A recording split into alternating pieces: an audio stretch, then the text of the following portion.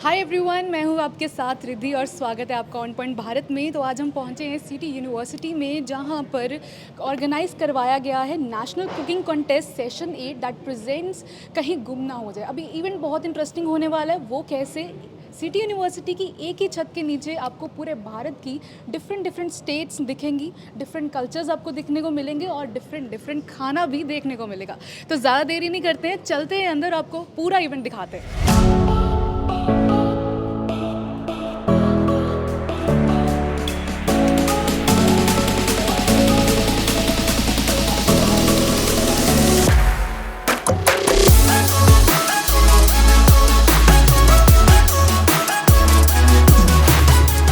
तो जी, हम पहुंच चुके हैं अंदर हॉल में, जहां पर मेरे को बहुत कुछ देखने को मिल रहा है। डिफरेंट स्टेट्स से डिफरेंट सिटीज़, यहाँ पे डिफरेंट खाना और बहुत ही सुंदर सुंदर लोग भी देखने को मिल रहे हैं। तो ज़्यादा देरी नहीं करते, पहले स्टॉल से शुरुआत करते हैं और उनसे बात करते हैं। नमस्कार मैम, कैसे हैं आप? मैम, तो आप कहाँ से आए हैं और अपने स्टॉल के बारे में ज़रूर बताइएगा। बेसिकली मैं पंजाब ਨੂੰ ਬਿਲੋਂਗ ਕਰਦੀ ਹਾਂ। मैं मुल्लापुर लुधियाना ਤੋਂ ਬਿਲੋਂਗ ਕਰਦੀ ਹਾਂ ਤੇ ਮੈਂ ਪੰਜਾਬ ਨੂੰ रिप्रेजेंट कर रही है। Amity university student BLLB। तो मैंने लॉस्ट रेसिपीज़ प्रिपेयर की हैं जो कहीं ना कहीं पंजाब में खाई जाती थी, पर अब लोग भूल रहे हैं। इसको छिट कहते हैं। ये बेसिकली अदरक और लहसुन की सब्ज़ी होती है एंड इसमें कैशूस और आलमंड्स डाले जाते हैं। और ये दलिया छोले की सब्ज़ी है, इसमें कद्दू डाला जाता है और इसको चूल्हे पे पकाया जाता है। और स्पेशली ये सारा खाना चूल्हे पर बना हुआ है और इसमें ये गुड़ के पूड़े हैं जो सौंदे महीने ਦੇ ਵਿੱਚ ਪੰਜਾਬ ਦੇ ਵਿੱਚ ਖਾਦੇ ਹੀ ਜਾਂਦੇ ਆ। ਤੇ ਇਹਨੂੰ ਇਹ ਵਾਲੀ ਸਬਜ਼ੀ ਨੂੰ ਰੋਟੀ ਦੇ ਨਾਲ ਖਾਦਾ ਜਾਂਦਾ ਤੇ ਸ਼ਿਟ ਨੂੰ ਚੌਲ ਦੇ ਨਾਲ ਖਾਦਾ ਜਾਂਦਾ। ठीक है। तो आप जैसे पंजाब की बात करें तो पंजाब में बहुत सारी चीज़ें जो गुम होती जा रही हैं, उसके बारे में हम कुछ बताना चाहेंगे। जैसे आपने खाने की बात की, और भी बहुत सारे, अब सावन चल रहा है, तीज है, हरियाली तीज है, तो बहुत सारे कल्चरल चीज़ें जो भूलते जा रहे हैं लोग। ਐਕਚੁਅਲੀ ਮੈਮ ਪੰਜਾਬ ਦੇ ਵਿੱਚ ਚੀਜ਼ਾਂ ਭੁੱਲਣ ਦਾ ਕਾਰਨ ਸਿਰਫ ਇਹੀ ਹੈ ਕਿਉਂਕਿ ਮੋਸਟਲੀ ਜਿਹੜੇ ਲੋਕ ਨੇ ਪੰਜਾਬ ਦੇ ਉਹ ਅਬਰੋਡ ਚਲੇ ਜਾ ਚੁੱਕੇ ਆ। ਮੋਸਟਲੀ ਜੇ ਆਪਾਂ ਕਹੀਏ ਨਾ 50% of population of Punjab lived in abroad. So ਇੱਥੇ ਤੱਕ ਘਰ ਵੀ ਖਾਲੀ ਹੋ ਚੁੱਕੇ ਤੇ ਟ੍ਰੈਡੀਸ਼ਨਸ ਲੋਕ ਭੁੱਲਦੇ ਜਾ ਰਹੇ ਆ। ਲੋਕ ਆਪਣੀ ਖੇਤੀ ਨੂੰ ਭੁੱਲਦੇ ਜਾ ਰਹੇ, ਆਪਣੀ ਮਾਂ ਬੋਲੀ ਨੂੰ ਭੁੱਲਦੇ ਜਾ ਰਹੇ, ਆਪਣੇ ਫੂਡ ਨੂੰ ਭੁੱਲਦੇ ਜਾ ਰਹੇ ਆ। ਪਹਿਲਾਂ ਦੇ ਟਾਈਮ ਦੇ ਵਿੱਚ ਛੰਨਿਆਂ ਦੇ ਵਿੱਚ ਲੱਸੀ ਪੀਂਦੇ ਹੁੰਦੇ ਸੀ, ਕਿਸੇ ਨੂੰ ਨਹੀਂ ਪਤਾ ਹੈਗਾ ਗਾ। ਮੋਸਟਲੀ ਬਹੁਤ ਸਾਰੀਆਂ ਚੀਜ਼ਾਂ ਨੇ ਲੋਕ ਆਪਣੇ ਆਪਣੇ ਜਿਹੜੇ ਟ੍ਰੈਡੀਸ਼ਨ ਉਹਦੇ ਵਿੱਚ ਡਿਸਟਿੰਕਟ ਕਰਦੇ ਜਾ ਰਹੇ ਨੇ। So this is the main reason ਕਿ ਵੀ ਹੁਣ ਕਿਸੇ ਨੂੰ ਵੀ ਇਹਨਾਂ ਚੀਜ਼ਾਂ ਬਾਰੇ ਪਤਾ ਹੀ ਨਹੀਂ ਹੈਗਾ ਗਾ ਵੀ ਕੀ ਹੁੰਦਾ ਕੀ नहीं ਹੁੰਦਾ। बहुत खूबसूरत आंसर दिया, और मेरे को लगता है आपको ट्रेडिशंस के बारे में या पंजाब कल्चर के बारे में बहुत नॉलेज है। तो मैम, आपके भी हम स्टॉल के बारे में जानना चाहेंगे, क्योंकि हम देख रहे हैं कि आपने कुछ बहुत ट्रेडिशनल वे से भी प्रेजेंट किया है मिट्टी के बर्तनों हेलो में। मैम मैं ना लुधियाना से बिलोंग करती हूँ, पर मेरा ना जो पेके है वो राजस्थान में है, जयपुर। तो मैं वहाँ को रिप्रेजेंट करना चाहती हूँ, इसलिए मैंने ये चीज़ें बनाई है। तो हम आपके स्टॉल के बारे में रेसिपीज़ है मैम ये मैंने ना बाजरे की राब बनाई है, जो आजकल के लोग पीते भी नहीं है। बाजरा, दूध और मलाई से बनती है, देसी घी से बनती है। इसको हमाम दसी में पीसा जाता है। और ये है 7 तरीके की दाल जो जैसलमेर में बनती है, वहाँ बाजरा नहीं मिलता अब। इसमें 7 तरीके की दाल है, जिसमें मोठ यूज किया हुआ है, हरी मूंग की दाल है और ज्वार है, और वो जो गेहूँ साबुत होता है वो है, जो हमारे हेल्थ के लिए भी अच्छे होते हैं। और ये ना सोयाबीन की चटनी है। इसको मैंने रोस्ट करके इसको मैंने ना फिर इसको सिलबट्टे पे पीस के बनाया है। इसको न्यूट्री नहीं बोलती, सोयाबीन की दाल अलग आती है मैम। बट हाँ, ये मैम आम की जो गुठली हम वेस्ट कर देते फेंक देते, ये उसकी सब्जी है, आम की गुठली की। और ये एक टेम्पल है अन्ना रसबली, ये उड़ीसा में जगन्नाथ का मंदिर है, ये वहाँ की डिश है जो लोस्ट हो चुकी है। ये मलाई से बनी है, जो रबड़ी भी मैंने घर में बनाई है, खोआ, चावल और इसमें ड्राई फ्रूट यूज किए हुए। ये वहाँ बहुत महंगी पड़ती है रेसिपी, तो वो बंद हो चुका है ये प्रसाद वहाँ पे। और ये मंडुए के आटे की रोटी है। तो आपने ये उड़ीसा की जो स्पेशल डिश है कैसे सीखी है? ये मैंने फ़ोन में सर्च करके देखी है। तो मतलब आपको इन चीज़ों का, कुकिंग का शौक है? कुकिंग का शौक है। मैं एक्चुअली मैम घर पे वो केक सेल करती हूँ और अचार सेल करती हूँ। कुकिंग का शौक है मुझे। तो हमने पंजाब का स्टॉल भी देखा, राजस्थान का और उड़ीसा का भी बीच में टच था, लेकिन अब हम पहुंच चुके साउथ में, जहां पर केरला का ऑथेंटिक फ्लेवर आपको देखने को मिलेगा। तो हेलो मैम, कैसे हैं आप? I am good. मैम, आपके स्टॉल के बारे में जानना चाहेंगे, क्योंकि मुझे एक नहीं दो नहीं बहुत सारी चीज़ें देखने को मिल रही हैं यहाँ पे। मेरे स्टॉल में बेसिकली मैंने जो हमारी ऑथेंटिसिटी है, हर स्टेट की अपनी अपनी फ्लेवर्स हैं, अपनी अपनी रूटेड डिशेस हैं जो हमारे सामने नहीं आती। तो बहुत बेसिकली हम मतलब जानते नहीं हैं अपनी स्टेट को, तो हम फिर पहचानते हैं दूसरे स्टेट जो हमारी कंट्री के इतने रिच हैं। कलनरी कल्चर में। तो मैंने केरला का इसलिए उठाया कि मतलब बहुत रस्टिक नेचुरल इंग्रेडिएंट यूज़ करके हेल्दी वे में बनता है खाना, उसको सामने लाने की मैंने कोशिश की है। मैम आपकी ये डिशेस के बारे में हम जानना चाहेंगे क्योंकि हमें यहाँ पे एक बहुत कुछ डिफरेंट दिख रहा है जो शायद हमने भी नहीं देखा होगा। हाँ जी, वही मेरी कोशिश थी क्योंकि हम लोग यहाँ पंजाब में बेसिकली, अगर मैं नॉर्थ की बात करूँ तो हम साउथ इंडियन फूड हमारे लिए लाइक बेसिकली डोसा, सांभर, इडली, उत्तपम में भी यही है। उसके अलावा वहाँ का कल्चर इतना रिच है और इतना हेल्दी, बहुत ही न्यूट्रिशियस फूड है जो हम लोगों को नहीं पता। वो मैंने सबके सामने लाने की कोशिश की है इस प्लेटफॉर्म के ज़रिए, क्योंकि इसका वो बेसिकली थीम ही वही है, कहीं गुम ना हो जाए। तो वहीं के मैं आपको फॉर एग्जांपल बताऊं, ये पॉरेज है जो वहाँ पे दादियाँ नानियाँ आज भी शायद गांव में बनाती हैं, जो अर्बन एरियाज़ में अब नहीं है, बहुत लेस कॉमन है, नहीं बनता। इसमें इतनी ज़्यादा ये न्यूट्रिशियस है, रेड राइस से बना है, बीच में उड़द की दाल, मूंग दाल और मेथी दाना डाल के बनाया है। उसकी बिटरनेस को बैलेंस करने के लिए पाम जैगरी यूज़ किया है। तो मतलब वहाँ पे पुराने टाइम में लोग ऐसे करते थे कि अगर ये दलिया बना है, बच्चों को एक बाउल खिला दिया तो वो सेटिस्फाई हो जाते थे कि बच्चे लाइक पूरे दिन के लिए उनका न्यूट्रिशन वैल्यू उनको मिल गया है। ऐसे ही वहाँ पे जो गांव में मतलब घर में उगाते हैं, केले लगे हैं या जैक फ्रूट बहुत कॉमन लगता है, नारियल है, वही सारी चीज़ें आउटसोर्स करके उनसे मैंने डिशेज़ वो जो वहाँ पुराने ज़माने में बनती थी वो सामने लाने की कोशिश की है। मैं ये इसके बारे में भी जानना चाहूँगी कि ये क्या आपने बनाया है? ये चना दाल का वड़ा है बेसिकली। चना दाल को भिगो के फिर थोड़ी दाल कूट ली और थोड़ी रॉ रहने दी, होल रहने दी। उसके साथ फिर मतलब उसको माइल्डली स्पाइस किया है, सौंफ का उसको फ्लेवर दिया है, अदरक लहसुन डाल के। और ये साथ में मैंने चटनी बनाई है जो बहुत ही ऑथेंटिक वहाँ की पुरानी डिश है, may be a lost recipe. अदरक की चटनी है ये, अदरक इमली की चटनी, बहुत ही टेस्टी फ्लेवरफुल लगता है। मैम मुझे ना एक क्यूरियोसिटी हो रही है ये जानने की कि आप केरला से हैं या पंजाब से हैं? I am very much from Punjab, but मैंने रिसर्च की बहुत। मेरी एक फ्रेंड है वहाँ से, केरला से, उन्होंने मुझे बहुत हेल्प करी कि उनके गांव में कैसे खाना बनता था। वही मेथड मैंने फॉलो करने की कोशिश की। क्ले पॉट में सारी कुकिंग करी, सिलबट्टे से पीसना एंड ऑल, वो सारी चीज़ें मैंने आउटसोर्स करके, ताकि वो फ्लेवर और वो सारा का सारा अरोमा उसको मैं मतलब बिगाड़ूँ नहीं और वही लेके आऊँ। ये मैंने एक ट्राई किया है, आई होप सबको पसंद आए। मतलब आपका तो आइडिया हमें बहुत पसंद आया कि आप पंजाब से और आपने इतनी सारी डिशेस जो है केरला की ट्राई की। ये दो चीज़ें सेम है क्या मैम? नहीं, दीज आर डिफरेंट। ये कटहल की सब्जी है और कटहल हम भी बनाते हैं पंजाब में, पर वो बहुत डिफरेंट होता है। हम उसको फ्राई करके मे बी चिकन की तरह या नॉन वेज की तरह उसको हम पोर्ट्रे करते हैं, तड़का लगाते हैं। पर ये बहुत ही हेल्दी है। इसको पहले बॉईल किया, कटहल को बेसिकली बॉईल करके मैश करके उसको नारियल के साथ और नारियल के तेल में तड़का लगाया। वेरी माइल्डली फ्लेवर्ड है, कुटी हुई लाल मिर्च और नमक, कोई ज़्यादा मसाले नहीं है इसमें। और it comes up very healthy, बहुत ही पैलेट पे लाइट होता है, बहुत इजीली डाइजेस्टिबल है। लाइक बेसिकली इस सीज़न में जब ये वेदर ऐसा है तो बहुत सारे मतलब मानसून में हैवी चीज़ें नहीं खाया जाता, तो ये सारा ही खाना ऐसा है जो बहुत इजी हमारे पैलेट पे बहुत मतलब हैवीनेस नहीं क्रिएट करता, आराम से डाइजेस्ट हो जाता है और हेल्दी तो है ही।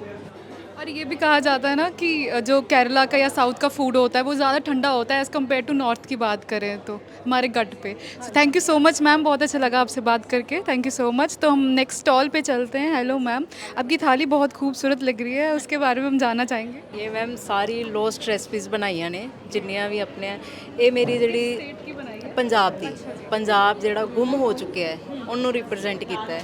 ਇਹ ਮੇਰੀ ਛਿੱਡੀ ਦੀ ਸਬਜ਼ੀ ਹੈ। ਛਿੱਡੀ ਜਿਹੜਾ ਪੁਰਾਣੇ ਜ਼ਮਾਨੇ 'ਚ ਲੱਸੀ ਰਿੜਕਦੇ ਸੀ ਨਾ, ਲੱਸੀ ਮਧਾਣੀ ਪਾ ਕੇ ਉਹਦੇ ਉੱਪਰ ਇੱਕ ਪੌਣ ਬਚਦੀ ਸੀਗੀ, ਉਹ ਪੌਣ ਨੂੰ ਮੈਂ ਤੜਕਾ ਲਗਾ ਕੇ ਲੈ ਕੇ ਆਈ ਹਾਂ। ਤੇ ਕਿ ਉਦੋਂ ਨਾ ਲੇਡੀਜ਼ ਦੇ ਕੋਲ ਇੰਨੀਆਂ ਸਬਜ਼ੀਆਂ ਨਹੀਂ ਸੀ ਹੁੰਦੀਆਂ ਗੀਆਂ, ਉਹ ਫਿਰ ਦੁੱਧ ਘਿਓ ਨੂੰ ਹੀ ਮਤਲਬ ਕਿ ਯੂਜ਼ ਕਰਕੇ ਚੀਜ਼ਾਂ ਨੂੰ ਬਣਾਉਂਦੀਆਂ ਹੁੰਦੀਆਂ ਸੀਗੀਆਂ। ਇਹ ਮੇਰੀ ਤਾਂਦਲੇ ਦੀ ਸਬਜ਼ੀ ਹੈ। ਤਾਂਦਲਾ ਮੋਸਟਲੀ ਗਰਮੀਆਂ ਦੀ ਸੌਗਾਤ ਹੈ। ਇਹ ਕੋਈ ਸਰਸੋਂ ਦਾ ਸਾਗ ਨਹੀਂ ਹੈਗਾ, ਚੌਲਾਈ ਦਾ ਨਹੀਂ ਹੈ। ਇਹ ਤਾਂਦਲੇ ਦਾ ਸਪੈਸ਼ਲ ਗਰਮੀਆਂ ਦਾ ਸਾਗ ਹੈ। ਪੁਰਾਣੀਆਂ ਲੇਡੀਜ਼ ਡੇਲੀ ਬਣਾਉਂਦੀਆਂ ਹੁੰਦੀਆਂ ਸੀ ਇਹਨੂੰ, ਕਿਉਂਕਿ ਜਿੰਨੀ ਅੱਜ ਦੇ ਟਾਈਮ 'ਚ ਨੌਨ ਵੈਜ 'ਚ ਪਾਵਰ ਹੈ ਨਾ, ਤੁਸੀਂ ਇਹ ਲਗਾ ਕੇ ਚੱਲੋ ਕਿ ਤਾਂਦਲੇ ਦਾ ਸਾਗ ਓਨਾ ਪਾਵਰਫੁੱਲ ਹੈ ਨੌਨ ਵੈਜ ਜਿੰਨਾ।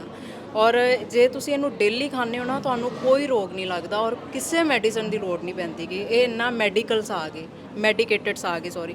ਇਹ ਮੇਰੀ ਪੂਤਨੇ ਦੀ ਚਟਨੀ ਹੈ ਜਿਹੜੀ ਕਿ ਮੈਂ ਉਖਲੀ ਦੇ ਵਿੱਚ ਕੁੱਟ ਕੇ ਇਹਦੇ ਵਿੱਚ ਮਟਰ ਐਡ ਕੀਤੇ ਸੀਗੇ, ਮਟਰ ਦੇ ਜਿਹੜੇ ਆਪਣੇ ਦਾਣੇ ਹੁੰਦੇ ਨੇ ਉਹਨੂੰ ਐਡ ਕਰਕੇ ਇਹਨੂੰ ਵੀ ਇੱਕ ਹੈਲਦੀ ਤਰੀਕੇ ਦੇ ਨਾਲ ਬਣਾਇਆ ਹੈਗਾ। ਤੇ ਪੁਰਾਣੇ ਜ਼ਮਾਨੇ ਦੀ ਇੱਕ ਆਪਣੀ ਬਣਦੀ ਸੀ ਠੰਡੀ ਰੋਟੀ। ਠੰਡੀ ਰੋਟੀ ਕਿੱਦਾਂ ਬਣਦੀ ਸੀ ਕਿ ਲੇਡੀਜ਼ ਨੂੰ ਹੁੰਦਾ ਸੀ ਕਿ ਜਿੱਦਾਂ ਗਰਮੀ ਹੈ ਤਾਂ ਗਰਮੀ ਦੇ ਵਿੱਚ ਹਰ ਚੀਜ਼ ਦੀ ਤਸੀਰ ਠੰਡੀ ਰਹਿਣੀ ਚਾਹੀਦੀ। ਉਹ ਕੀ ਕਰਦੀਆਂ ਸੀਗੀਆਂ ਕਿ ਜਿੱਦਾਂ ਪੁਦੀਨਾ ਧਨੀਏ ਨੂੰ ਕੁੱਟ ਕੇ ਉਹ ਆਟੇ ਦੇ ਵਿੱਚ ਕੁਛ ਨਾ ਕੁਛ ਐਡ ਕਰਕੇ ਨਾ ਫੇਰ ਹੀ ਬਣਾਉਂਦੇ ਹੁੰਦੇ ਸੀਗੇ। ਉਹ ਇਹ ਨਹੀਂ ਸੀ ਕਰਦੇ ਕਿ ਪਲੇਨ ਆਟਾ ਤੁਹਾਨੂੰ ਕਦੀ ਵੀ ਨਹੀਂ ਦੇਖਣ ਨੂੰ ਮਿਲੇਗਾ ਕਿ ਜਿੱਦਾਂ ਆਪਾਂ ਹੁਣ ਕਣਕ ਦੀ ਖਾਂਦੇ ਆ ਨਾ, ਬਟ ਉਹਨਾਂ ਨੇ ਆਟੇ ਦੇ ਵਿੱਚ ਕੁਛ ਨਾ ਕੁਛ ਐਡ ਕਰਕੇ ਫੇਰ ਹੀ ਬਣਾਉਂਦੀਆਂ ਹੁੰਦੀਆਂ ਸੀਗੀਆਂ। ਔਰ ਜਿਹੜਾ ਪਿਆਜ਼ ਸੀਗਾ ਉਹ ਐਦਾਂ ਹੀ ਦਿੱਤਾ ਜਾਂਦਾ ਸੀ, ਕਦੀ ਵੀ ਡਿਜ਼ਾਈਨਿੰਗ ਸੈਲਡ ਨਹੀਂ ਸੀ ਦਿੱਤਾ ਜਾਂਦਾ, ਉਹ ਐ ਭੰਨ ਕੇ ਦਿੰਦੀਆਂ ਹੁੰਦੀਆਂ ਸੀਗੀਆਂ। ਤੇ ਇਹ ਮੇਰੀ ਸਪੈਸ਼ਲ ਹੈਗੀ ਕੁੱਟੀ ਦੀ ਚਟਨੀ। ਕੁੱਟੀ ਬਣਦੀ ਸੀਗੀ ਕਿ ਲਾਲ ਮਿਰਚਾਂ ਜਿੱਦਾਂ ਲੈ ਕੇ ਉਹਨੂੰ ਚੰਗੀ ਤਰ੍ਹਾਂ ਉਖਲੀ ਦੇ ਵਿੱਚ ਕੁੱਟ ਕੇ ਫਿਰ ਇਹਦੇ 'ਚ ਕੁਛ ਨਹੀਂ ਸੀ ਕਰਦੇ, ਦੇਸੀ ਘਿਓ ਦਾ ਨੋਰਮਲੀ ਲੈ ਕੇ ਉਹਦੇ ਵਿੱਚ ਤੜਕਾ ਲਾ ਦਿੰਦੀਆਂ ਸੀਗੀਆਂ। ਕਿਉਂਕਿ ਜਿੱਦਾਂ ਆਪਣੇ ਕੋਲ ਹੁਣ ਸਬਜ਼ੀ ਨਹੀਂ ਹੈਗੀ, ਕਈ ਵਾਰੀ ਹੁੰਦਾ ਹੈ ਕਿ ਹਾਂਜੀ ਹੁਣ ਤਾਂ ਆਪਾਂ ਨੂੰ ਆਪਸ਼ਨ ਹੁੰਦੀ ਹੈ ਕਿ ਸਬਜ਼ੀ ਨਹੀਂ ਹੈਗੀ, ਚੱਲ ਵੀ ਪੀਜ਼ਾ 버ਗਰ ਪੈਟੀ ਆਰਡਰ ਕਰ, ਬਟ ਉਦੋਂ ਲੇਡੀਜ਼ ਨੇ ਚਟਨੀ ਕੁੱਟ ਕੇ ਰੱਖਦੀਆਂ ਹੁੰਦੀਆਂ ਸੀਗੀਆਂ। ਬਾਜਰੇ ਦੀ ਰੋਟੀ ਬਣਾਈ, ਇਹ ਚਟਨੀ ਪਾਈ, ਉੱਪਰ ਮੱਖਣ ਪਾ ਕੇ ਨਾਲ ਕੱਚੀ ਲੱਸੀ ਦਿੰਦੀਆਂ ਸੀਗੀਆਂ। ਇਹ ਉਹਨਾਂ ਦੀ ਸਪੈਸ਼ਲ ਖੁਰਾਕ ਸੀਗੀ ਕਿ ਮਤਲਬ ਕਿ ਤਸੀਰ ਠੰਡੀ ਰਵੇ ਤੇ ਸਪਾਈਸੀ ਵੀ ਰਵੇ, ਜਿੱਦਾਂ ਆਪਾਂ ਨੂੰ ਹੁੰਦਾ ਹੈ ਕਿ ਸਪਾਈਸੀ ਖਾਣਾ ਆਪਾਂ। ਤੇ ਇਹ ਮੇਰੀ ਗੋਈ ਹੈ। ਗੋਈ ਅੱਜ ਦੇ ਟਾਈਮ 'ਚ ਇਹ ਤੁਹਾਨੂੰ ਹਲਵੇ ਵਰਗੀ ਲੱਗ ਰਹੀ ਹੋਏਗੀ, ਬਟ ਇਹ ਹਲਵਾ ਟੇਸਟ ਲਿਟਲ ਬਿਟ ਜਿਹਾ ਹੈ, ਬਟ ਇਹਦਾ ਬਣਾਉਣ ਦਾ ਨਾ ਤਰੀਕਾ ਬਿਲਕੁਲ ਅਲੱਗ ਹੈ। ਇਹਦੇ 'ਚ ਬਹੁਤ ਘੱਟ ਘਿਓ ਲੈ ਕੇ, ਉਦੋਂ ਘਿਓ ਹੁਣ ਤਾਂ ਆਪਾਂ ਜਿੱਦਾਂ ਹਲਵਾ ਬਣਾਉਂਦੇ ਆ ਤਾਂ ਘਿਓ ਬਹੁਤ ਜ਼ਿਆਦਾ ਲੈਂਦੇ ਆ, ਬਟ ਇਹਦੇ 'ਚ ਬਹੁਤ ਘੱਟ ਘਿਓ ਯੂਜ਼ ਕਰਕੇ ਨਾ ਤੇ ਇਹਨੂੰ ਗੁੜ ਦੇ ਨਾਲ ਬਣਾਇਆ ਗਿਆ ਇਸ ਹਲਵੇ ਨੂੰ। ਇਹਦਾ ਫਾਇਦਾ ਇਹ ਸੀ ਕਿ ਜਿੱਦਾਂ ਛੋਟੇ ਬੱਚੇ ਨੂੰ ਲੂਜ਼ ਮੋਸ਼ਨ ਲੱਗਦੇ ਸੀਗੇ ਤੇ ਉਹਨੂੰ ਲੂਜ਼ ਮੋਸ਼ਨ ਦੇ ਵਿੱਚ ਦਿੱਤੀ ਜਾਂਦੀ ਸੀ ਕਿ ਬੱਚਾ ਬਿਲਕੁਲ ਹੈਲਦੀ ਰਵੇ, ਤੇ ਉਹਨੂੰ ਅੱਜ ਕੱਲ੍ਹ ਉਦੋਂ ਦਵਾਈਆਂ ਨਹੀਂ ਸੀ ਦਿੱਤੀਆਂ ਜਾਂਦੀਆਂ, ਉਦੋਂ ਇਸ ਤਰੀਕੇ ਦੇ ਹਲਵੇ ਬਣਾ ਕੇ ਹੀ ਬੱਚਿਆਂ ਨੂੰ ਠੀਕ ਕੀਤਾ ਜਾਂਦਾ ਸੀਗਾ। ਇਹ ਮੇਰੀ ਬੋਲੀ ਹੈ। ਬੋਲੀ ਜਿੱਦਾਂ ਮੱਝ ਬੱਚਾ ਪੈਦਾ ਕਰਦੀ, ਮੱਝ ਸੂੰਦੀ ਹੈ ਜਿਵੇਂ ਕਹਿ ਦਿੰਦੇ ਆਪਾਂ, ਤੇ ਉਹਦੇ 3-4 ਦਿਨ ਜਦੋਂ ਹੋ ਜਾਂਦੇ ਸੀਗੇ ਤੇ ਉਦੋਂ ਇਹ ਬੋਲੀ ਮੰਮੀਆਂ ਦਾਦੀਆਂ ਆਪਾਂ ਨੂੰ ਬਣਾ ਕੇ ਦਿੰਦੀਆਂ ਸੀਗੀਆਂ ਕਿ ਬੱਚੇ ਜਿੱਦਾਂ ਹੁਣ ਆਪਾਂ ਪ੍ਰੋਟੀਨ ਖਾਂਦੇ ਆ, ਉਹ ਪ੍ਰੋਟੀਨ ਨਹੀਂ ਸੀ ਖਾਣੇ ਪੈਂਦੇ, ਉਦੋਂ ਇਹ ਨੈਚੁਰਲੀ ਚੀਜ਼ਾਂ ਦੇ ਨਾਲ ਆਪਾਂ ਨੂੰ ਲੱਗਦਾ ਸੀ ਕਿ ਬੋਡੀ ਆਪਣੀ ਰਿਕਵਰ ਹੋ ਰਹੀ ਹੈਗੀ ਹੈ ਤੇ ਬਹੁਤ ਤਾਕਤ ਮਹਿਸੂਸ ਹੁੰਦੀ ਸੀ। मुझे लगता है कि आजकल जो हम ये डाइट कार्बोहाइड्रेट्स कार्ब्स नहीं खाने, प्रोटीन लेना है, वो चीज़ें हम पहले ही खा लेते थे, लेकिन अब ज़्यादा इस चीज़ का ट्रेंड बन गया है। और ये जो नाम आपने मुझे बताए हैं, मैं भी पंजाब से हूँ, लेकिन मैंने खुद पहली बार सुने हैं। ਮੈਂ ਵੀ ਬਹੁਤ ਐਕਚੁਅਲ 'ਚ ਮੇਰਾ ਜਨਮ ਤਾਂ ਪਿੰਡ ਦਾ ਹੈਗਾ ਹੀ ਹੈ, ਬਟ ਜਦੋਂ ਇਹ ਕੰਪੀਟੀਸ਼ਨ ਆਇਆ ਕਿ ਤੁਸੀਂ ਲੋਸਟ ਰੈਸਪੀਜ਼ ਲੈ ਕੇ ਆਉਣੀ ਹੈ ਤਾਂ ਫਿਰ ਮੈਂ ਵੀ ਪਿੰਡ 'ਚ ਗਈ ਫਟਾਫਟ। ਮੈਨੂੰ ਨੌਲੇਜ ਤਾਂ ਸੀਗੀ ਥੋੜੀ ਬਹੁਤ, ਫਿਰ ਮੈਂ ਇਹਨਾਂ ਨੂੰ ਆਪਣਾ ਮਤਲਬ ਕਿ ਆਪਣੀਆਂ ਦਾਦੀਆਂ ਨਾਨੀਆਂ ਕੋਲੋਂ ਸਿੱਖਿਆ, ਫਿਰ ਇਹਨਾਂ ਦੇ ਗੁਣ ਦੇਖੇ ਕਿ ਹਾਂ ਇਹਨਾਂ 'ਚ ਆਪਾਂ ਨੂੰ ਕੀ ਗੁਣ ਮਿਲ ਸਕਦੇ ਨੇ, ਮੈਂ ਉਹੀ ਚੀਜ਼ਾਂ ਬਣਾਉਂਗੀ। ਫਿਰ ਮੈਨੂੰ ਵੀ ਜਦੋਂ ਮੈਂ ਬਣਾਈਆਂ ਮੈਨੂੰ ਲੱਗੀਆਂ ਕਿ ਵਾਕਈ ਬਹੁਤ ਹੈਲਦੀ ਨੇ, ਤਾਂ ਫਿਰ ਮੈਂ ਆਪਣੀ ਇੱਥੇ ਲੈ ਕੇ ਆਈ ਹਾਂ ਕਿ ਚਲੋ ਸਰ ਨੂੰ, ਮੈਨੂੰ ਉਮੀਦ ਵੀ ਹੈ ਕਿ ਸਰ ਨੂੰ ਪਸੰਦ ਆਈਆਂ ਹੋਣਗੀਆਂ। ਮੈਂ ਨਾ ਇੱਕ ਤਾਂਦਲੇ ਦਾ ਸਾਗ ਬਾਰੇ ਜਾਣਨਾ ਚਾਹੂੰਗੀ। ਇਹ ਸਾਗ ਮਤਲਬ ਇਹਦਾ ਨਾਮ ਐਕਚੁਅਲ 'ਚ ਆਪਾਂ ਕੀ ਪ੍ਰੋਨਾਉਂਸ ਕਰਦੇ ਜੇ ਆਪਾਂ ਬਾਹਰੋਂ ਕੋਈ ਲੈਣਾ ਹੋਵੇ ਤਾਂ? ਇਹ ਮੈਨੂੰ ਤਾਂਦਲਾ ਹੀ ਕਹਿੰਦੇ ਜਾਂ ਜੰਗਰੀ ਕਹਿੰਦੇ ਆ। ਜਿਹੜਾ ਆਪਾਂ ਕੇਰਲਾ ਵਾਲੀ ਸਾਈਡ ਜਾਈਏ ਨਾ, ਇਹਨੂੰ ਜੰਗਰੀ ਕਹਿੰਦੇ ਨੇ। ਔਰ ਤੁਸੀਂ ਇਹਨੂੰ ਨੈੱਟ ਤੇ ਸਰਚ ਕਰਕੇ ਦੇਖਣਾ, ਜਦੋਂ ਇਹਦਾ ਤੁਸੀਂ ਫਾਇਦਾ ਦੇਖੋਗੇ ਨਾ, ਤੇ ਉਹ ਜਿੱਦਾਂ ਜਿਹੜਾ ਨੌਨ ਵੈਜ ਜਿਹੜਾ ਨਹੀਂ ਖਾਂਦਾ ਹੈਗਾ ਬੰਦਾ, ਉਹ ਫਿਰ ਇਹ ਸਾਗ ਖਾਂਦਾ ਹੈ, ਕਿਉਂਕਿ ਉਹਨੂੰ ਇੰਨੇ ਕੁ ਜ਼ਿਆਦਾ ਇਹਦੇ 'ਚ ਫਾਇਦੇ ਮਿਲਦੇ ਆ ਨਾ। ਤੁਹਾਨੂੰ ਕੋਈ ਨੀਂਦ ਦੀ ਪ੍ਰੋਬਲਮ ਨਹੀਂ ਰਹਿਣੀ, ਹੱਡੀਆਂ ਤੁਹਾਡੀਆਂ ਸਟਰੋਂਗ ਹੋਣਗੀਆਂ, ਇਹਦੇ ਤਾਂ ਬਹੁਤ ਫਾਇਦੇ। ਤੁਸੀਂ ਰੈਗੂਲਰ ਯੂਜ਼ ਕਰਕੇ ਦੇਖੋ, ਤੁਹਾਨੂੰ ਆਪਣੇ ਆਪ ਹੀ ਪਤਾ ਲੱਗ ਜਾਏਗਾ ਕਿ वाकई ਇਹ ਮਿਲਦਾ तांदले ਦੇ नाम तो ही है। तो पंजाब का कल्चर देखने के बाद पंजाब के तो हमें 2 स्टॉल्स मिल गए, केरला का मिला, राजस्थान का मिला, अब एक और बड़ा यूनिक सा स्टॉल मेरे को मिला है जो बहुत सुंदर डेकोरेट भी किया गया है। तो आइए इनसे भी बात करते हैं, इनसे भी जानते हैं। हेलो मैम, कैसे हैं आप? मैम हम आपके स्टॉल के बारे में जानना चाहेंगे। जी, मैं पंजाब से हूँ। अच्छा जी। मैंने पंजाब की रेसिपीज़ बनाई हैं, और पंजाब की रेसिपीज़ में मैंने थीम लिया है ग्लूटेन फ्री। जो वीट एलर्जी के पीरियड होते हैं लोगों, उनके लिए थोड़ी डाइट लिमिटेड कर दी जाती है। सो उनको खाने में बहुत लिमिटेड सा दिया जाता है, तो कहीं ना कहीं उनके उदास रहने का कारण यही रहता है कि उनको अच्छे से खाना नहीं मिल पाता। सो मैंने कोशिश की है उनके लिए, ये सारा खाना मेरा ग्लूटेन फ्री है। और थर्ड की हमारा घर सात्विक है, राधा रानी का जैसे वास है, तो हमारे विदाउट अनियन और गार्लिक का ही खाना बनता है। पंजाब का ही? हाँ जी। और ये सारी मतलब पंजाब की रेसिपीज़ हैं। जैसे ये मैंने अरबी के जो स्टेम होती है उसको छील कर उसकी सब्ज़ी बनाई है, इसको चावल के साथ खाया जाता है। और ये मरवा के पत्ते होते हैं, जो पहले ज़माने में लोग इसकी चटनी बना के खाते थे, मैंने उसकी चटनी बनाई है बीच में हरा धनिया ऐड करके। ये पीला कद्दू होता है जिसको हम पेठा भी बोलते हैं, उसका सूप है। और सूप को थिक करने के लिए मैंने जो ताज़ा नारियल होता है ना, उसको कद्दूकस करके जैसे उसका जो दूध निकलता है उसके साथ इसको मैंने थिक किया है। एंड ये चुलई एंड पालक का साग है। जैसे सर्दी में हम सरसों का साग खाते हैं तो वो बहुत गर्म होता है, गर्मी में चुलाई का साग खाया जाता है, ये शरीर को बहुत ठंडक देता है। ये मैंने मक्की की रोटी के साथ बनाया है। और ये अदरक टमाटर की चटनी है, इसको जैसे कूट कर वैसे ही बनाया गया है जैसे पुराने टाइम में हमारी दादी नानी बनाया करती थी। और ये पूरा खाना ही मैंने मिट्टी के बर्तनों में बनाया है, जो जैसे वो बनाते थे सेम वैसे ही बनाया गया है। और ये रागी का चिल्ला बनाया है, इसको मरवे की चटनी के साथ खाते हैं। और ये खीर है, जैसे ये मैंने राजगिरी मालपुए के साथ खीर को किया है। साथ में जैसे बच्चों को थोड़ा सा इंटरेस्टिंग कुछ ऐड करना अच्छा रहता है, सो मैंने ये पाइनएप्पल को थोड़ा सा ग्रिल कर लिया है।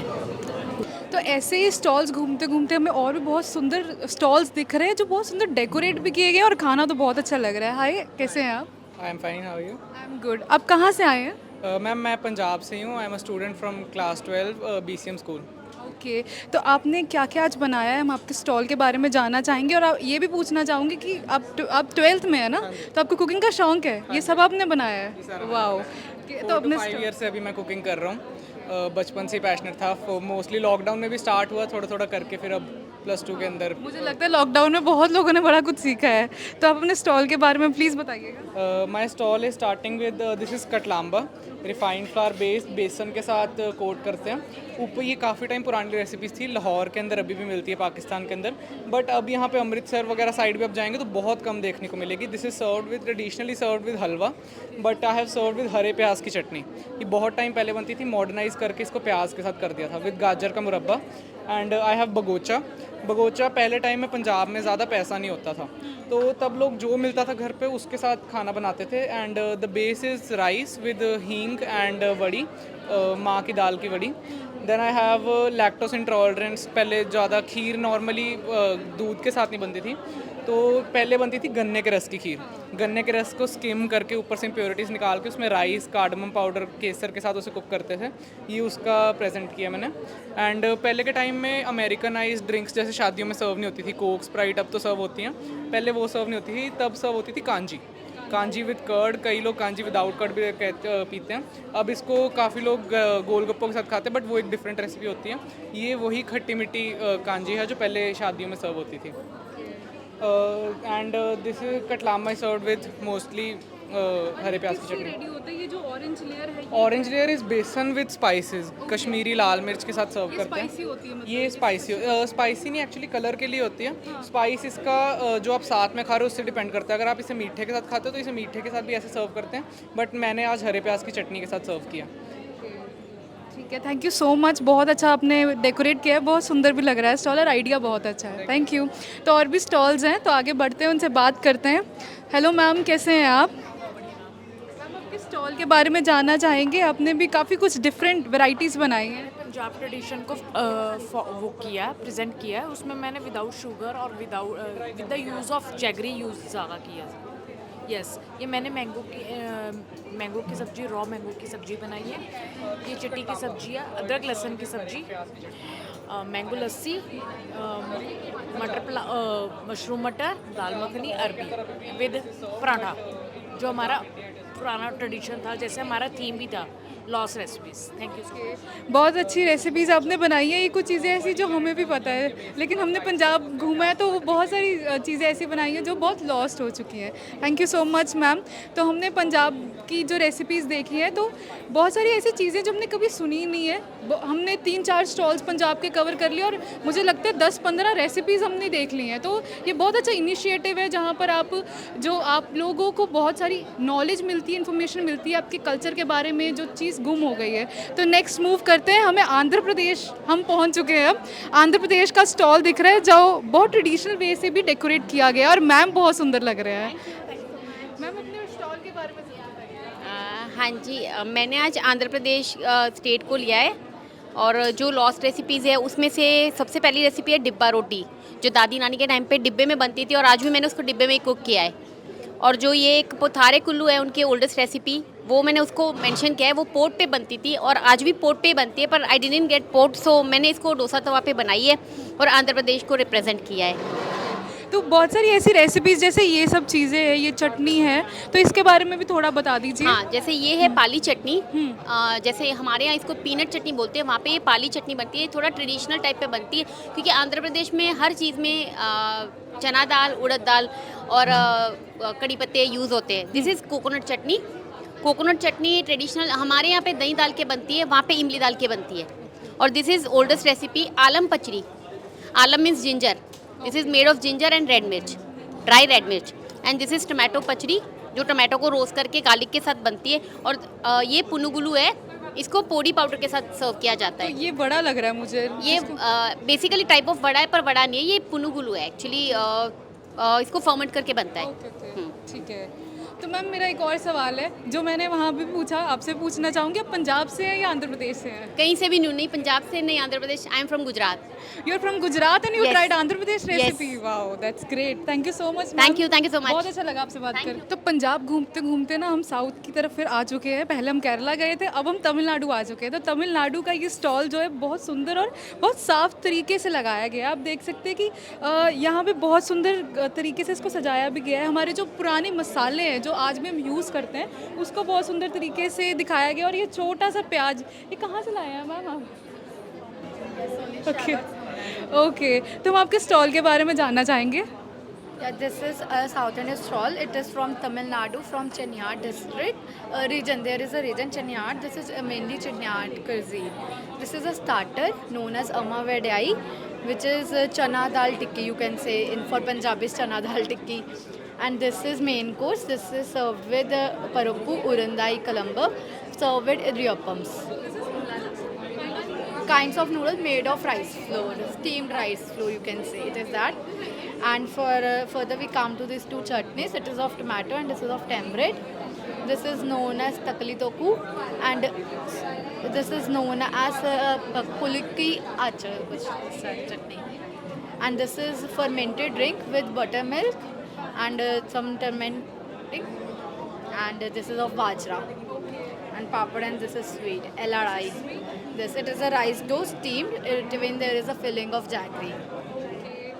आई just want to ask you कि आप किस स्टेट से हैं, क्योंकि आपने south, you are from Punjab and you made that's very nice. Thank you. Just I thought to make something different and I chose the south and I talked to some known one and they told to make like this all this. That is chili oil. No, that is turmeric.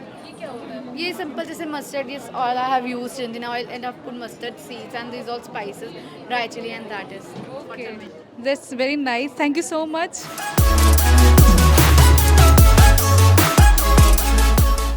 तो यहाँ पे तमिलनाडु का stall देखने के बाद हम पहुँच चुके हैं राजस्थान मारवाड़ी स्टाइल। आप पहले तो इसकी डेकोरेशन देखिए, उसी स्टाइल से ये पूरा अच्छे से डेकोरेट किया गया है। वही स्टाइल जो पुराना उनका ट्रेडिशन है वो चीज़ों के साथ डेकोरेट किया गया है। तो मैम से भी बात करते हैं। हेलो मैम, कैसे हैं आप? बहुत ही अच्छी। आज का थीम था कुछ पुराना और हमने मारवाड़ राजस्थानी क्यूजीन को लेते हुए ये गट्टे और कैरी का अचार बनाया है जो वहीं मिलता था, अब लुप्त हो गया है। फिर ये आम के छिलके की सब्ज़ी है, ये हमारी दादी नानी हाथ से बना के सेवियाँ बनाती थी आटे की और सूजी की, उसकी सब्ज़ी है। पापड़ और साथ में बड़ियाँ डाल के। मारवाड़ी भुजिए के बिना नहीं रहते तो भुजिए में भी परांठा है। हाँ जी, और भिंडी और सत्तू का परांठा है। घेवर की चाट बनाई है और ये गुड़ की घेवर है। तो मैं जैसे आप बहुत सुंदर लग रहे हैं, तो मेरे एक और क्वेश्चन है, ये आपने हेयर स्टाइल कैसे बनाया? बहुत डिफरेंट है। ये भी वही की रिप्रेजेंटेशन है, वैसे तो ट्रेडिशनल हेयर स्टाइल है, बट हाँ मुझे लगता है कि हर जगह थोड़ी सी इनोवेशन होनी चाहिए, नहीं तो हमारा कल्चर आगे नहीं जाएगा। तो चाहे वो घेवर ले लो, चाहे वो पराठा ले लो, वो तभी आगे जाएगा अगर हम कुछ पुराना में कुछ नया डालेंगे। तो जैसे थीम है कहीं गुम ना हो जाए, तो इस पे आप क्या कहना चाहेंगे? क्योंकि बहुत हमारा ट्रेडिशन ही, जो हमारे कल्चर से थे, जो रिचुअल्स थे, वो गुम हो गए हैं कहीं ना कहीं, तो इस पे आप क्या कहेंगे? आप बिल्कुल सही बोल रहे हैं, क्योंकि जब मैं ढूंढने लगी थी तो मुझे नई रेसिपीज़ के अलावा पुरानी कुछ समझ ही नहीं आ रही थी, और ढूंढते ढूंढते पता लगा कि कुछ ऐसी भी चीज़ें हैं जो आज भी इतनी स्वादिष्ट लगती हैं, पर अगर बनाएंगे तभी पता लगेगा और खिलाएंगे तभी पता लगेगा। तो इनको बरकरार रखने का ये बहुत अच्छा अपॉर्चुनिटी है। बिल्कुल बिल्कुल, आपने बिल्कुल सही कहा। Thank you so much. तो आप ये भी देख सकते हैं कि इसको कितना सुंदर से डेकोरेट किया गया है। मटके रखे हैं, ये कैप रखी हुई है जो ट्रेडिशनल राजस्थानी मारवाड़ी को प्रेजेंट करती है।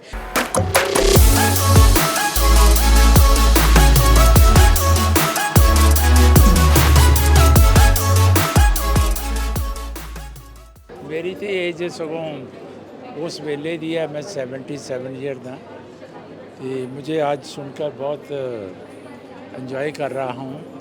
प्रोग्राम उन्होंने बताया इसका नाम कहीं गुम ना हो जाए। तो कर्नल साहब हैं अतुल सक्सेना जी, उन्होंने ये शुरू किया है 2021 से। स्टार्ट किया था उनकी वाइफ ने, बबीता सक्सेना, जो कि उन्होंने 2016 में शुरू किया, लेकिन उन्होंने अभी 4-5 साल किया था तो कोविड की वजह से उनकी डेथ भी हो गई। एक्चुअली उनका मकसद और मतलब ये था, सिर्फ खाना नहीं था, पहरावा भी था, खाना भी था और त्यौहार भी थे। 3-4-5 चीज़ें थी। तो आज की डेट में वो जब सभी चीज़ें ख़त्म हो रही हैं। जैसे उस वक्त सत्तू था, बाजरे की रोटी थी, सरसों का साग था, मकई की रोटी थी, चाटी थी और इस तरह की चीज़ें 16 से उन्होंने पुराना 100 साल पीछे, 80 साल, 90 साल वो सारा बताया कि कैसे हम जी रहे थे।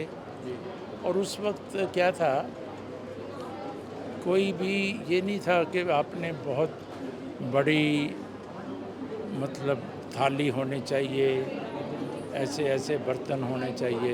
वो पत्थर पर भी खाते थे। एक था हेल्दी फूड और ज़िंदगी को एक सिंपल तरीके से कैसे जिया जाता है। तो मैं तो उनको, बबीता जी को, बबीता सक्सेना जी को बहुत अप्रिशिएट करता हूँ, जिन्होंने हमें पिछले 100 साल, 70 साल, 90 साल खाना पीना, रहना, चलना, रात को कैसे सोना, सभी कुछ सिखाया। तो वो जो आज हमारा ये जो सेमिनार है, वर्कशॉप है, वो चल रही है, जिसकी मैं अतुल सक्सेना जी को बधाई देता हूँ कि उन्होंने ये चीज़ें पूरी, जो भी हमारा पंजाब है, उनको बता रहे हैं। वो कह रहे थे मैं 20 स्टेटों में जा रहा हूँ और अभी ये शायद जो वो फ़ॉरेन भी जा रहे हैं। तो मैं ये कहना चाहता हूँ सभी को कि ये चीज़ें आप भी सीखें। और पुराना खाना, जैसे अब हमने, जिन लोगों ने सब कुछ कर लिया, अब मिलेट्स का खाना खा रहे हैं, लस्सी पी रहे हैं, क्योंकि शरीर है ना वो जो चिकन, ये अपना बर्गर, पिज़्ज़ा वगैरह खाने के बाद अब शरीर पचा नहीं पा रहा। तो ये चीज़ें जो है, हम जब भी अंग्रेज़ों के पीछे लगे, कभी कॉफ़ी, कभी चाय, कभी बर्गर, कभी सबवे, कभी ये एमवे, तो मेन मैं ये कहना चाहता हूँ, मेडिसिन भी बाहर वाली, खाना पीना भी बाहर वाला, चाय कॉफ़ी भी बाहर वाली।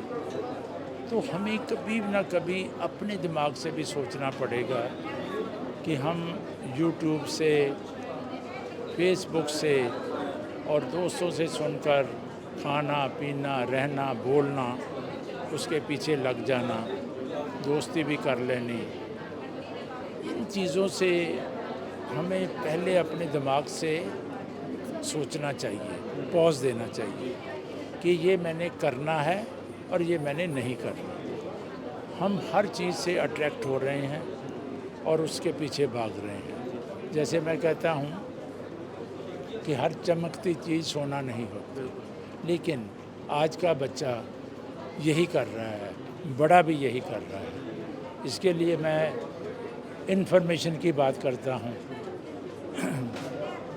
जो आज का हर इंसान इन्फॉर्मेशन को नॉलेज समझता है। ये मैंने आगे भी शायद कहा था, इन्फॉर्मेशन को नॉलेज समझता है और आधा घंटा 1.5 घंटा किसी से भी ना कनेक्शन हो गया उसको रिलेशन समझता है और आसानी से मिली हुई चीज़ को हैप्पीनेस समझता है। जैसे आप गए अपना हॉलीडे पे चले गए, केक काट लिया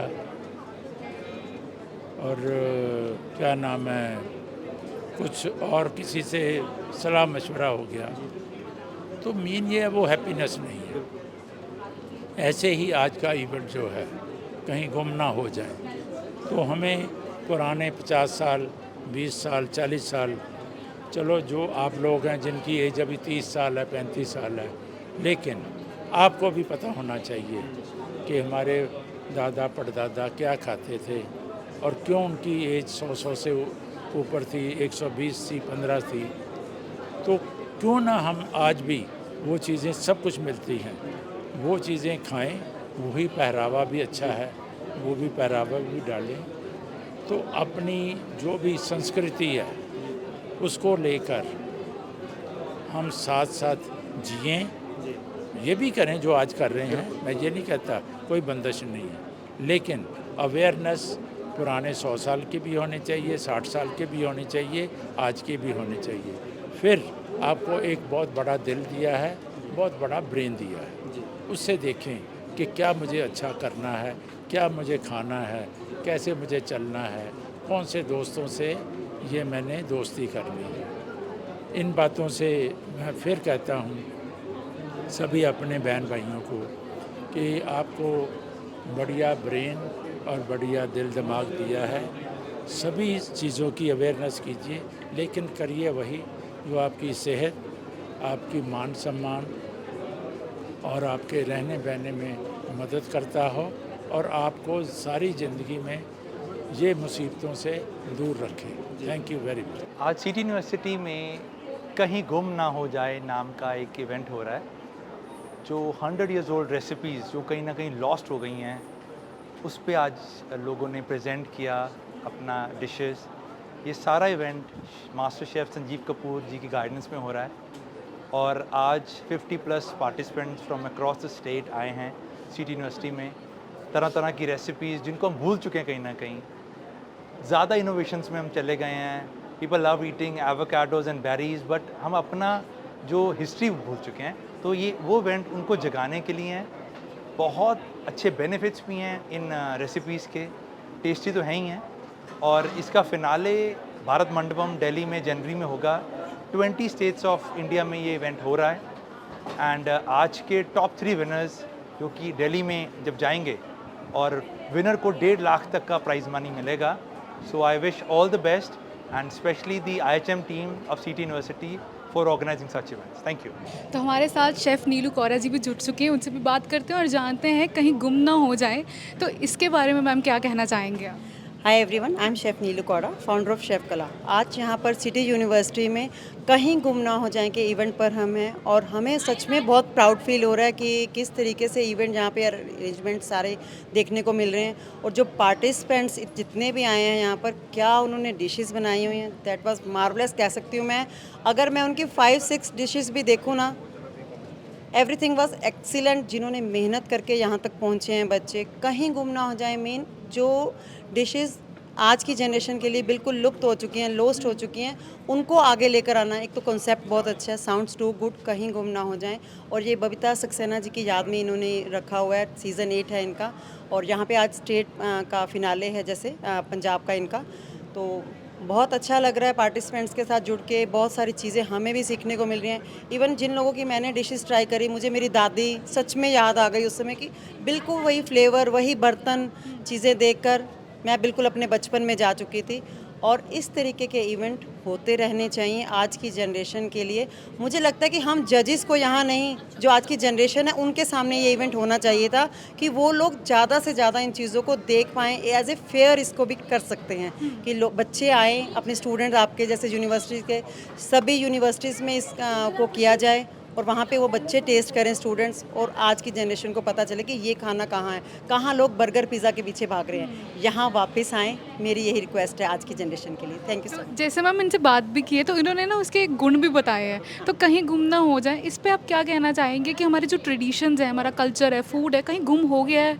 क्योंकि हम आने वाली जनरेशन को इन चीज़ों के बारे में कुछ खास इतना पता नहीं है। जो यहाँ पे मैंने भी पार्टिसिपेंट्स देखे हैं ना, कईयों ने अपनी दादी से इतना कुछ पूछ के, मदर से इतना, नानी से पूछ के रेसिपीज़ यहाँ पर लेकर आए हैं। इवन उनको भी उनके बारे में बिल्कुल पता नहीं है, सिर्फ इस इवेंट में आए हैं, यहाँ पे उन्होंने उसकी हिस्ट्री जानी और उसके लिए बना के लेकर आए, है ना। और ये चीज़ें सिर्फ यहाँ तक सीमित, जैसे 42 या कितने भी स्टूडेंट्स पार्टिसिपेंट्स यहाँ पर हैं, और यहाँ तक ही सीमित नहीं होना चाहिए। आगे की जनरेशन को भी ये जानी चाहिए चीज़ें, और कैसे हम इसको फ्लो कर सकते हैं, कैसे इसको ग्रो कर सकते हैं, ये हम के ऊपर बहुत डिपेंड करता है। Thank you so much ma'am हमारे साथ जुड़ने के लिए। Thank you. तो हमारे साथ जुड़ चुके हैं डॉक्टर वीरेंद्र सिंह राणा, जिनसे हम बात करेंगे और जानेंगे कुछ और मज़ेदार चीज़ों और फैक्ट्स के बारे में, अपने कल्चर के बारे में। सर स्वागत है आपका। थैंक यू जी, थैंक यू, बहुत धन्यवाद। सर हम इवेंट के बारे में भी जानना चाहेंगे, और आपको इवेंट कैसा लग रहा है, यहाँ घूमकर कैसा लग रहा है? क्योंकि हमने बहुत सारी डिफरेंट स्टेट्स देखी हैं जो प्रेजेंट कर रहे हैं, उसके बारे में। तो ये जो इवेंट है आज का, कहीं गुम ना हो जाए, तो ये इवेंट जो सीज़न 1 से जुड़ा हुआ मैं इस बबीता सक्सेना जी थे जिन्होंने ये मुहिम शुरू की थी। अब उनके हस्बैंड जो हैं उन्होंने ये मुहिम को चालू रखा है, और इस बार जो थीम है वही है, कहीं गुम ना हो जाए। तो इस बार पंजाब में ये सीज़न चल रहा है, जो पंजाब का राउंड है, और इसमें बहुत सारे शहरों से पार्टिसिपेंट्स आए हैं। और मज़ेदार बात रही है कि पंजाब के होने के बावजूद उन्होंने मणिपुर, महाराष्ट्र, आंध्र प्रदेश, गुजरात, राजस्थान, महाराष्ट्र, मध्य प्रदेश और पंजाब, हिमाचल, हरियाणा, सो तरह तरह के जो व्यंजन हैं जो देखने को मिले हैं। और मज़ेदार बात ये रही है कि उन्होंने बहुत सारी जो रिसर्च की है इनको प्रेजेंट करने के लिए डिशेस को वो की है, और बहुत अच्छी लर्निंग है और एक बहुत अच्छा प्लेटफॉर्म है। और सिटी यूनिवर्सिटी ने बहुत अच्छा इवेंट ऑर्गेनाइज़ किया है और एक प्लेटफॉर्म दिया है सभी पार्टिसिपेंट्स को कि वो अपना जो रेसिपीज़ हैं वो प्रेजेंट कर सकें। सर जो थीम है कहीं गुम ना हो जाए, तो इस पे आप क्या कहना चाहेंगे? क्योंकि जैसे हमने पंजाब के स्टॉल्स बहुत कवर किए हैं, तो पंजाब की बहुत सारी रेसिपीज़ हैं जो हम जैसी जनरेशन को नहीं पता है, तो उसके बारे में आप क्या कहना चाहेंगे? तो ये जैसे पंजाब की बात करें तो अगर मैंने भी जो अपनी PhD की है, डॉक्टरेट की है, वो इसी पे की है, फूड टूरिज़म इन पंजाब। तो पहले ये होता था कि टमाटर नहीं होते थे पंजाब के अंदर, बड़े लेट आए थे टमाटर, तो उससे पहले आमचूर का यूज़ किया जाता था। तो दूध बहुत होता था, तो दूध की बहुत सारी डिशेस, जो नमकीन डिशेस भी बनती थी, उनमें भी दूध के करेले, दूध के टिंडे, तो बहुत सारी चीज़ें दूध से बनाई जाती थी। और पानी की बहुत कमी थी उन दिनों में, था तो हमारा पूरा पंजाब नदियों का, लेकिन पीने वाले पानी के लिए बहुत दूर दूर जाना पड़ता। तो जो डिशेस होती थी मेनली वो ज़्यादा फ्राई भी रहती थी, जैसे सरसों के तेल के अंदर उनको फ्राई किया जाता था। और उसमें खूंडी डंडे का बहुत काम होता था, चूल्हे का बहुत होता था, हांडी जो पुराने बर्तन थे, कटोरे होते थे, कांसे के बर्तन, पित्तल के बर्तन, तो उनका बहुत ज़्यादा यूज़ होता था। तो स्टाइल ऑफ कुकिंग अब तो बिल्कुल ही चेंज हो चुका है। और जो नई जो अभी आज डिशेस आई हैं इस कहीं गुम ना हो जाए इवेंट्स के कारण, बहुत ही एक यादें हैं हमारे लिए बचपन की, और उससे भी पुरानी कई रेसिपीज़ जो हैं वो पार्टिसिपेंट्स लेके आए। Thank you. तो यहाँ घूमते घूमते एक स्टॉल मुझे मिला, बहुत सुंदर है, बहुत ट्रेडिशनली, आपको बहुत अच्छा लगेगा। क्यों? क्योंकि यहाँ आप देख सकते हैं जो कृष्ण जी हैं और साथ ही में जोत भी जल रही है। यही हमारे कल्चर को रिप्रेजेंट करता है, यही हमारा कल्चर है जो हम अपने रिलीजन को, अपने ट्रेडिशन को बहुत अच्छे से फॉलो करते हैं। तो नमस्कार मैम, कैसे हैं आप? राधे। मैंने यूपी वृंदावन को रिप्रेजेंट करा है, अपने लड्डू गोपाल जी को, जिनको मैं सेवा करते हुए मुझे सदियां बीत गई। मैं बहुत देर से ही इनकी सेवा करती हूँ, सुबह दोपहर शाम इनका भोग तैयार करती हूँ, और बहुत प्यार से, जैसे एक माँ अपने बच्चे के लिए खाना बनाती है, वैसे ही इनके लिए खाना बनाती हूँ। आप ये देख सकते हो, जो मेरी थाली है वो एक सात्विक थाली है, जिसमें कोई भी प्याज लहसुन नहीं डला, उसके बावजूद भी, क्योंकि ये प्रसाद बन गया है और ये इतना स्वाद है, आप इसको टेस्ट करना ये। और मैंने वृंदावन की जितनी स्पेशलिटीज़ हैं वो सारी यहाँ इसमें दिखाई हैं, जैसे कि कचौड़ी, उसके साथ मोठ की सब्जी, खट्टे मीठे आलू, और मैंने ये आमचूर की चटनी दिखाई है जो बहुत स्वाद है, और साथ में मैंने एक जो आज की रेसिपी लॉस्ट हो गई है वो है गंड का साग, जिसमें जो बहुत हेल्दी है, और इसमें 7 सब्जियां पड़ती हैं, जैसे कि मूली भी, मूली के पत्ते भी, पालक भी, तो इन सब गाजर वगैरह के साथ ये सब्जियां बनती है जो बहुत हेल्दी है। और सबसे पहले ये भी मैं बताना चाहूँगी कि जैसे बहुत ज़्यादा मसाले भी नहीं इन सब्जियों में पड़े हुए, बहुत सिंपल वे से खाना बनता है, तब भी इतना स्वाद है। ये आप इसको ट्राई करो। जैसे वहाँ के बल्ले ये बहुत सॉफ्ट बनाए हैं, और ढोकला बहुत ही सॉफ्ट है, जिसके साथ इमली की चटनी और पुदीने की चटनी है। फिर आप वृंदावन के मथुरा के पेड़े हैं जो सारे ख़त्म हो गए हैं, और उसके साथ मैंने खीर दिखाई है और गुड़ वाले चावल दिखाए हैं, और ये मेरे सारे लड्डू गोपाल जी ने अभी स्वीकार करे हैं। इसी का आप भोग लगाते हो लड्डू गोपाल जी को? मैं इनका भोग लगाती हूँ, लेकिन जब हमेशा सारा नहीं लगाती, लेकिन ये है कि जैसे हम डेली रूटीन में जो खाना बनाते हैं, तो गोपाल जी के लिए भी सुबह नाश्ता, दोपहर का और रात का उनके लिए खाना बनता है। उसी का आप भोग लगाते हो जो भी आप खाना खाते हो? के लगाती हूँ। पहले सबसे पहले हमारे घर का कल्चर ही यही है कि हमारे घर नहाने के बाद सारे जने पहले मंदिर में जाकर अपना पाठ करते हैं, उसके बाद ही हम खाने वाली टेबल पर आते हैं। हमारे से बड़ों से लेकर बच्चों तक, जब तक, क्योंकि हमने ये बड़ों से सीखा है और अभी तक ये टचवुड कंटिन्यू होता जा रहा है। मैम, जैसे आप इस एज पर पहुंच चुके हैं जहां पर आपने दुनिया देखी है, लोग देखे हैं, आपने ट्रेडिशन देखे हैं, जनरेशन चेंज होती देखी है, तो ये जो थीम है कहीं गुम ना हो जाए, आप इस पर क्या कहना चाहेंगे? क्योंकि इसका आंसर आपसे ज़्यादा खूबसूरत कोई नहीं दे सकता। मुझे लगता है कि ये पहले तो मैं थैंकफुल हूँ जिन्होंने ये कोऑर्डिनेट करा ये इवेंट, जिसमें एक तो चीज़ें जो सच में जो बहुत गुम हो गई हैं। और देखो आप बच्चे आजकल की यंग जनरेशन जो है पिज़्ज़ास पास्तास खाने लग गए हैं, जो कहीं ना कहीं जाके हमारे हेल्थ पर इफ़ेक्ट कर रहे हैं। और जबकि ये आप खाना, और आप देख लो कि चाहे बर्गर खाओ कितने देर खा लोगे, लेकिन एक परांठी आप आज एक माँ के हाथ की परांठी नमक वाली भी खा लोगे तो जो स्वाद उसमें है वो कहीं नहीं मिलेगा आपको। वो रोज़ खा सकते हो और उसकी जैसी स्वाद आज भी आपको घर पे कुछ स्वाद नहीं ना मिलेगा। बर्गर पिज़्ज़ा बच्चे खाकर भी आ जाएंगे ना, तो आज भी वो यही कहेंगे कि मम्मा हमें नमक वाली परांठी के साथ ना ऊपर मक्खन डाल के दे दो, तो वो आज भी वही स्वाद लगता है। तो और प्लस मुझे एक ये भी चीज़ कहनी है कि जहाँ ये इस थीम का नाम है कहीं गुम ना हो जाए, तो मुझे लगता है ये सिर्फ खाने तक सीमित नहीं है, ये एक हमारे साथ भी सीमित है कि जो लेडीज़ सिर्फ घर तक रह गई हैं। अब जो आज का ज़माना है, आप अपने टैलेंट को बाहर लेकर आओ ना, आप अपने टैलेंट को लेकर आप कितनी अच्छी चीज़ें बनाते हो और ये मार्केट तक लेकर जाओ ना, आपका एक अपना नाम भी बनाओ और आप अर्न भी करो। तो ये भी तो है ना, कहीं हम गुम हो गए थे कि हम लेडीज़ बाहर नहीं आई थी, वो भी इस कॉन्सेप्ट के बाद हम बाहर आए हैं। अब जैसे मैं ही हूँ तो मैंने अपना पेज स्टार्ट करा है, मैं भी फूड का काम करती हूँ, तो मैं अपने घर से फूड सप्लाई करती हूँ, जिसका मेरा अपना पेज का नाम है luxury home stories by Rajni Dandona, जिससे जिसके मैं ब्रेकफास्ट इन बेड भेजती हूँ ट्रे, जिसमें किसी का भी बर्थडे या एनिवर्सरी होती है तो वो मुझे ऑर्डर प्लेस करते हैं, तो वो मुझे अपना फेवरेट मेन्यू बताते हैं, कुछ भी, चाहे वो साउथ इंडियन है, चाहे वो चाइनीज़ है, चाहे वो लेबनीज़ है, मैं सारी कुजीन बनाती हूँ और बहुत प्यार से उनकी वो चीज़ें उनको वो बहुत अच्छे से डेकोरेट करके उनको ट्रे के साथ, फ्लावर अरेंजमेंट के साथ, उनकी पिक्चर्स के साथ उनके घर तक डिलीवर कराती हूँ। It's very nice initiative ma'am, और आपके वर्ड्स बहुत अच्छे थे, thank you so much ma'am.